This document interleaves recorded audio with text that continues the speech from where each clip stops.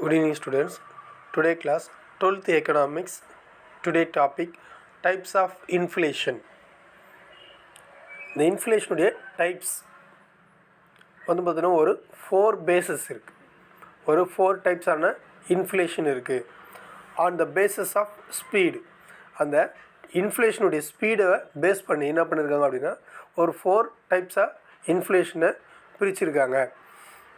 First one creeping inflation, second one walking inflation, third one running inflation, fourth one hyperinflation.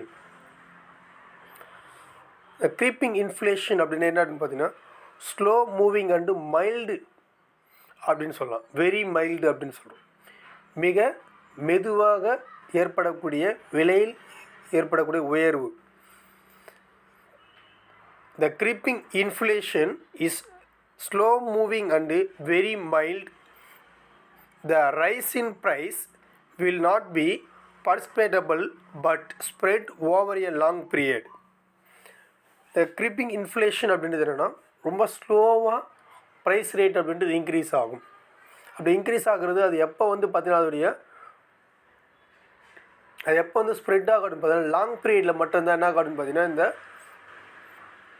Inflation அப்படின்றது create ஆகும். ஒரு நீண்ட காலத்தில் மிக மெதுவான வேகத்தில் என்ன ஆகும் அப்படின்னு பார்த்தீங்கன்னா இந்த ப்ரைஸ் ரேட் அப்படின்றது இன்க்ரீஸ் ஆகும். creeping inflation is slow moving and very mild. This rise in price will not to be perceptible but spread over a long period. This type's inflation is no way dangerous to the economy. இந்த டைப்பான இன்ஃப்ளேஷனால் எக்கனாமியில் எந்தவித பாதிப்பும் ஏற்படாது. This also known as mild inflation or moderate inflation. ஒரு 1 மார்க்கில் கேட்பாங்க. Creeping இன்ஃப்ளேஷனுடைய other name அப்படின்னா என்ன அப்படின்னு பார்த்தீங்கன்னா ஒன்று mild inflation or moderate inflation அப்படின்னு சொல்கிறோம். க்ரீப்பிங் இன்ஃப்ளேஷனுக்கு அப்படின்றது very slow and very mild inflation அப்படின்னு சொல்லலாம். இது எந்த ஒரு காரணத்தினாலும் அது எக்கனாமிக்ஸில் எந்தவித பாதிப்பும் ஏற்படுத்தாது. இது என்ன சொல்லணும், ஒரு நத்தை வேகத்தில் நகரக்கூடிய விலை மாற்றம் அப்படின்னு சொல்கிறோம். மிக மெதுவாக ஏற்படக்கூடிய விலையில் ஏற்படக்கூடிய பொருட்களுடைய விலையில் ஏற்படக்கூடிய உயர்வு. Next one walking inflation. இந்த வாக்கிங் இன்ஃப்ளேஷன் அப்படின்னா என்ன அப்படின்னு பார்த்தீங்கன்னா நடக்கும் பணவீக்கம் அப்படின்னு சொல்லுவாங்க. When price rise moderately and the annual inflation rate is a single digit 3 to 9%. இந்த நடக்கும் பணவீக்கம் அப்படின்றது ஒரு ஆனுவல் இன்ஃப்ளேஷன் ஒரு ஆண்டில் என்ன இருக்குன்னா 3 to 9% அளவுக்கு ப்ரைஸில் இன்க்ரீஸ் ஏற்பட்டால் அதுக்கு பேர் என்ன சொல்லணும்னா வாக்கிங் இன்ஃப்ளேஷன் அப்படின்னு சொல்கிறோம். இது வந்து ஒரு சிங்கிள் டிஜிட்டில் ஏற்படக்கூடிய increasing price level. When price rise moderate and the annual inflation rate is a single digit 3 to 9%, it is called walking or trolling inflation. இந்த வாக்கிங் இன்ஃப்ளேஷன் உடைய சிங்கிள் டிஜிட் அப்படின்றது என்ன அப்படின்னு பார்த்தீங்கன்னா இந்த ஒற்றை எண் விகிதத்தில் என்ன அப்படின்னு பார்த்தீங்கன்னா பொருட்களுடைய விலைகள் உயரும் 3 to 9%. இந்த வாக்கிங் இன்ஃப்ளேஷனுடைய அதர் நேம் என்ன அப்படின்னு பார்த்தீங்கன்னா ட்ரோலிங் இன்ஃப்ளேஷன் அப்படின்னு சொல்லலாம். Next one running inflation. Running inflation அப்படின்னா என்ன அப்படின்னு பார்த்தீங்கன்னா ஓடும் பணவீக்கம் அப்படின்னு சொல்லுவாங்க. when price rise rapidly like the running of a horse at a rate of speed 10 to 20% per annum, it is called running inflation. ஒரு ஆனுவல் இயரில் 10 to 20% அளவுக்கு என்ன ஆகும் அப்படின்னு பார்த்தீங்கன்னா ப்ரைஸ் ரைஸ் ஆகும். இதுக்கு எப்படி சொல்லலாம்னு பார்த்தீங்கன்னா ஹார்ஸ் அப்படின்னு சொல்கிறோம். ஒரு குதிரை வேகத்தில் என்ன ஆகும் அப்படின்னு பார்த்தீங்கன்னா இந்த ப்ரைஸ் ரேஸ் அப்படின்றது இன்க்ரீஸ் ஆகும். ஒரு குதிரை அப்படின்றது மிக வேகமாக ஓடக்கூடியது அப்படின்னு சொல்கிறோம். அப்போ அந்த வேகத்தில் என்ன ஆகும் அப்படின்னு பார்த்தீங்கன்னா ப்ரைஸ் ரைஸ் ஆகும். ப்ரைஸ் அப்படின்றது இன்க்ரீஸ் ஆகிட்டே இருக்கும். அதுக்கு பேர் என்ன சொல்கிறோம் ரன்னிங் இன்ஃப்ளேஷன் சொல்கிறோம். இது வந்து பார்த்தீங்கன்னா 2 டிஜிட்டில் என்ன ஆகும் அப்படின்னு பார்த்தீங்கன்னா ப்ரைஸ் ரைஸ் ஆகும். 10 to 20% per annum ஒரு ஆண்டில் 10 முதல் 20% வரை பொருட்களோட விலைகள் அதிகரிக்கும். அப்படி அதிகரித்தால் அதுக்கு பேர் என்ன சொல்கிறாங்க அப்படின்னு பார்த்தீங்கன்னா ரன்னிங் இன்ஃப்ளேஷன் அப்படின்னு சொல்கிறோம். Next one galloping inflation. Galloping inflation or hyper inflation, மிக வேகமாக ஏற்படக்கூடிய பணவீக்கம், இதுதான் ஹைபர் இன்ஃப்ளேஷன் அப்படின்னு சொல்கிறோம். Galloping or hyper inflation.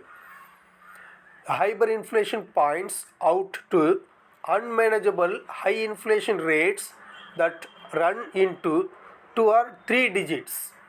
இந்த இன்ஃப்ளேஷனை என்ன பண்ண முடியாது, மிக வேகமாக ஏற்படக்கூடிய விலை உயர்வு, பணத்தோட மதிப்பு குறைந்து பொருட்களோட விலைகள் அதிகமாகும். இந்த இன்ஃப்ளேஷன் நம்மளால் என்ன பண்ண முடியாதுன்னா மேனேஜ்மெண்ட் பண்ண முடியாது. ஏன் அப்படின்னா அதை கண்ட்ரோல் பண்ணவே முடியாது. அது திடீர்னு சடனாக என்ன ப்ரைஸ் ரேட் அப்படின்றது இன்க்ரீஸ் ஆகிடும், மணி வேல்யூ லோ ஆகிடும். இந்த ப்ரைஸ் ரேட் அப்படின்றது எந்த லெவலில் இன்க்ரீஸ் ஆகும் அப்படின்னு பார்த்தீங்கன்னா 2 or 3 digit, 200க்கு மேலே இருக்கலாம். அப்படி இல்லை அப்படின்னா மினிமம் ஏதாவது 2 digitலேருந்து 3 digit அளவுக்கு என்ன ஆகுன்னு பார்த்தீங்கன்னா நம்மளால் கண்ட்ரோல் பண்ண முடியாத, அதை மேனேஜ் பண்ண முடியாத அளவுக்கு என்ன இருக்குன்னா ப்ரைஸ் ரைஸ் ஆகிருக்கும்.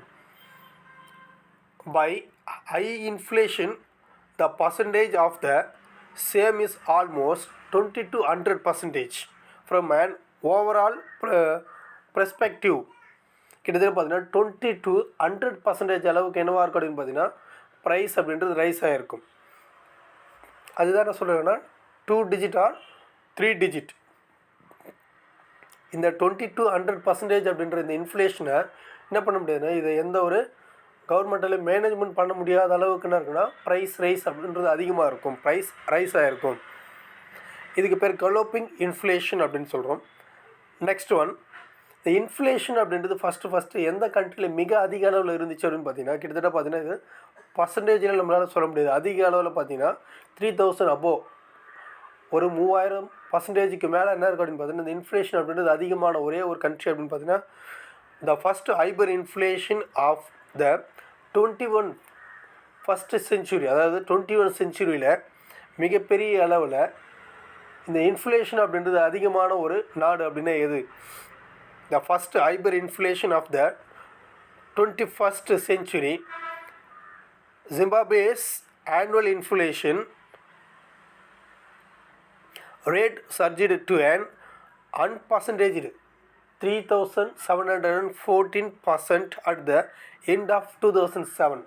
2007 ஏப்ரல் எண்டில் என்ன ஆகுது அப்படின்னு பார்த்தீங்கன்னா ஜிம்பாப்வேயில் 3,714 அளவுக்கு 21 செஞ்சுரியில் 3,714% அளவுக்கு என்ன ஆகுதுன்னு பார்த்தீங்கன்னா இந்த இடத்துல இன்ஃப்ளேஷன் அப்படின்றது அதிக அளவில் ஆயிடுச்சு. அப்போ என்ன அப்படின்னு பார்த்தீங்கன்னா ப்ரைஸ் ரைஸ் அப்படின்றது அதிக அளவில் இருக்குது. விலை அதிகமாகி பணத்தோட மதிப்பு ரொம்ப வெரி லோவில் இருக்குது. பணத்தோட மதிப்பு குறைஞ்சி பொருட்களின் விலைகள் அதிகமானது எங்கே அப்படின்னு பார்த்தீங்கன்னா 2007 ஒரே ஒரு கண்ட்ரியில் தான். அதுன்னு பார்த்தீங்கன்னா ஜிம்பாப்வே.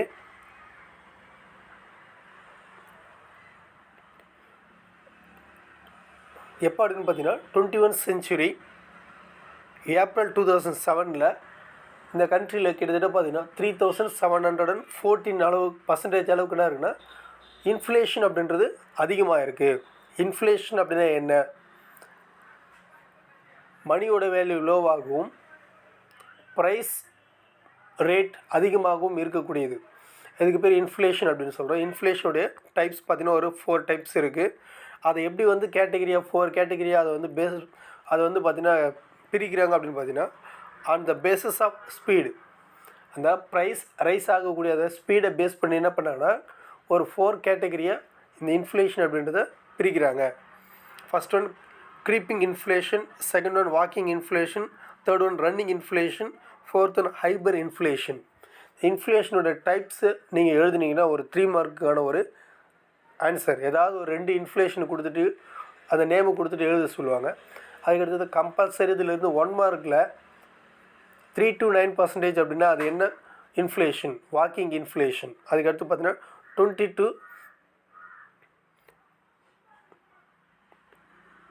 to 20% அப்படின்னா அது என்ன இன்ஃப்ளேஷன்? Running inflation. அதுக்கடுத்து பார்த்தீங்கன்னா 20 to 100% இருக்கக்கூடிய இன்ஃப்ளேஷன் என்ன அப்படின்னு பார்த்தீங்கன்னா ஹைப்பர் இன்ஃப்ளேஷன். இந்த பர்சன்டேஜை மென்ஷன் பண்ணி ஒரு 1 மார்க் கண்டிப்பாக உங்களுக்கு கேட்பாங்க. கம்பல்சரி இந்த டாப்பிக்கை எல்லோரும் நல்லா படிங்க. தேங்க்யூ.